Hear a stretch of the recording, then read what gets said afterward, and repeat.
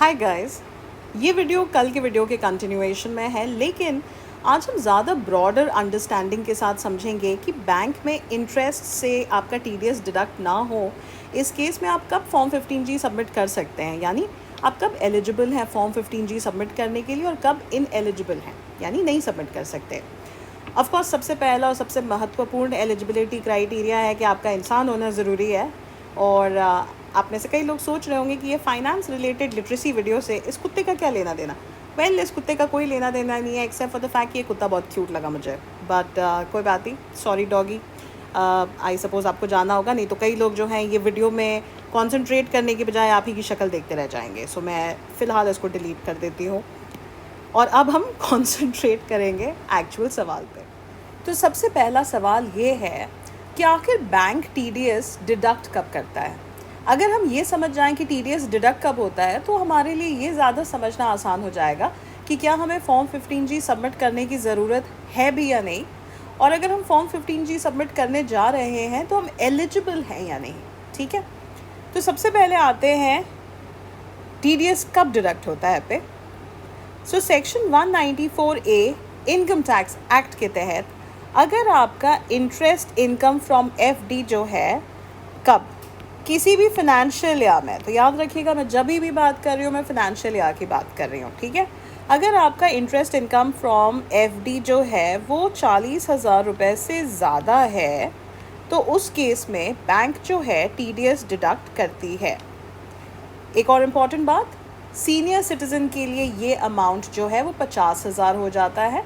अगर आप senior citizen नहीं हैं तो ये 40,000 रहता है। इसका मतलब अगर आपका इंटरेस्ट इनकम जो है वो 40,000 रुपये से कम है तो उस केस में आपको फॉर्म 15G बैंक में सबमिट करने की ज़रूरत ही नहीं है। आप आराम से रेस्ट कीजिए, बैंक कोई टीडीएस डिडक्ट नहीं करेगा। ठीक है, तो टीडीएस सिर्फ और सिर्फ उसी केस में डिडक्ट होता है जब आपका इंटरेस्ट इनकम जो है वो 40,000 से ज़्यादा हो। अब हम आते हैं एलिजिबिलिटी वाली बात पे।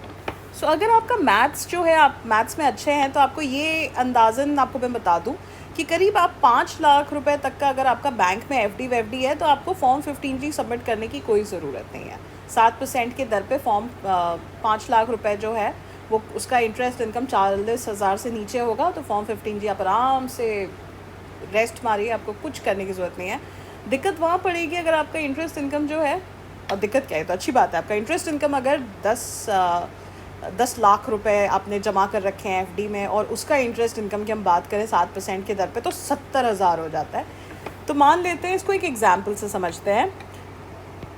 लेट्स से इस फाइनेंशियल ईयर 23-24 में मुझे पूरे साल का जो है मैंने सारे पैसे खूब मेहनत करके सारे पैसे बचा लिए और मेरा बचा 10 लाख रुपए।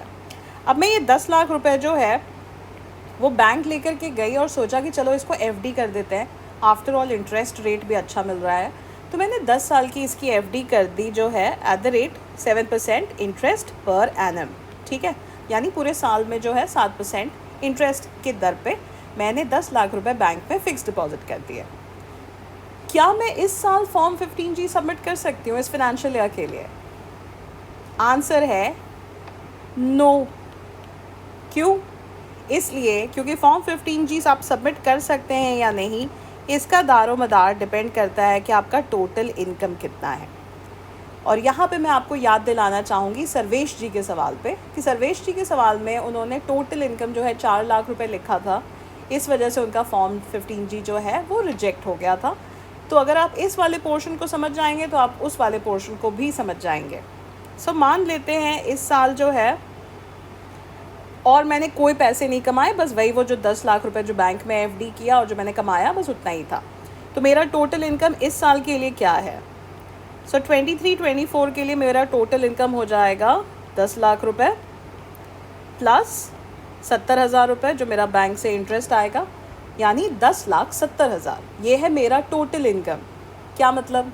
इसका मतलब मैं टैक्सेबल ब्रैकेट में आती हूँ तो मैं फॉर्म 15G सबमिट करने के लिए एलिजिबल नहीं हूँ। फॉर्म 15G सिर्फ और सिर्फ वही लोग सबमिट कर सकते हैं, यानी वो लोग एलिजिबल हैं जिन लोगों का जो इनकम है वो टैक्सेबल लिमिट से कम है। क्या मतलब मेरा? अब मैं समझाती हूँ आपको। लेट्स से नेक्स्ट ईयर की बात करते हैं। भगवान ना करे, बट मान लीजिए कोई कमाई नहीं होती मुझे, ठीक है, कोई कमाई नहीं, कहीं से कुछ नहीं आता, तो मेरे साल का इंटरेस्ट जो आ रहा है एफडी से, वो मेरे पूरे साल का इकलौता इनकम है। यानी और कहीं से कोई पैसे नहीं आए मेरे पास, कोई क्लाइंट नहीं आएगा, मेरी एक किताब नहीं बिकी, यूट्यूब से भी कोई पैसे नहीं आए, कोई कंसल्टेंसी असाइनमेंट नहीं आया, मैं कुछ फोनेटिक ट्रांसक्रिप्शंस के काम करती हूँ वो भी नहीं आया, कुछ नहीं आया। ऑलराइट, तो मेरा क्या आया? सो जो बैंक में वो जो इंटरेस्ट है सिर्फ और सिर्फ उतना ही आया।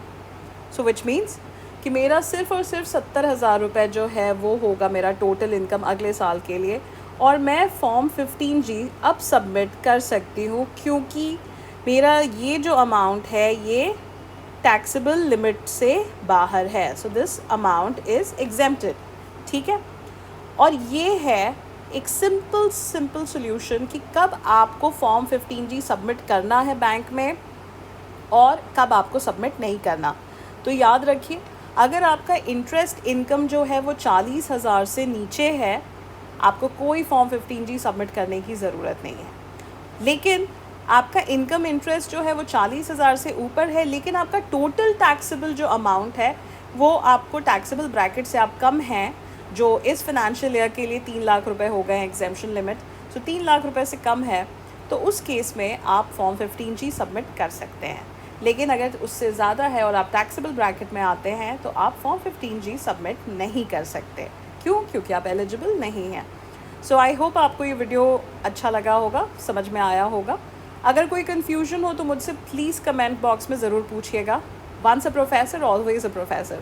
वैसे एडवोकेट हो गई हूँ, लेकिन पढ़ाने वाली आदत आज तक नहीं गई। सो अगर आपका कोई भी सवाल हो तो आप मुझसे ज़रूर पूछिएगा और मैं डेफ़िनेटली उसका जवाब दूँगी।